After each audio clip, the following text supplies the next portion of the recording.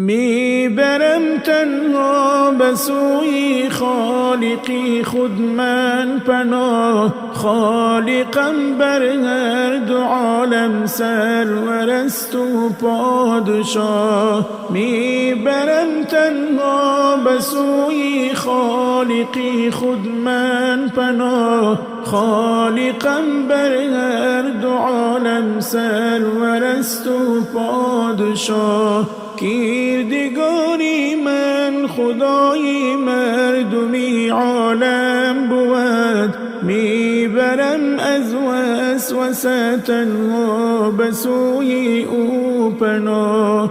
کردگاری من خدای مردمی عالم بود، میبرم از وسوسه تنها به سوی او پناه. آن که دائم وسوسه در سینه ها می افکند، خواه انسان باشد آن یا این که دیوی رو سیاه.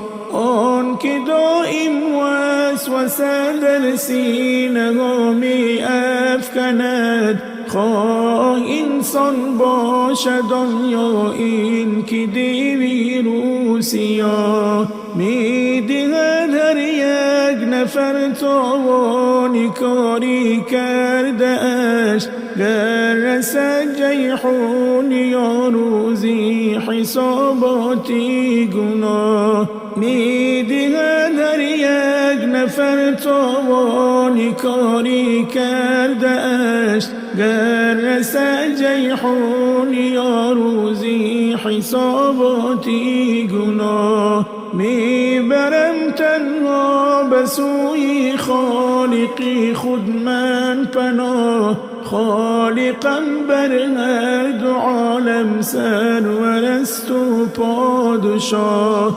میبرم تنها به سوی خالقی خود من پناه، خالقم بر هر دو عالم سرورست و پادشاه.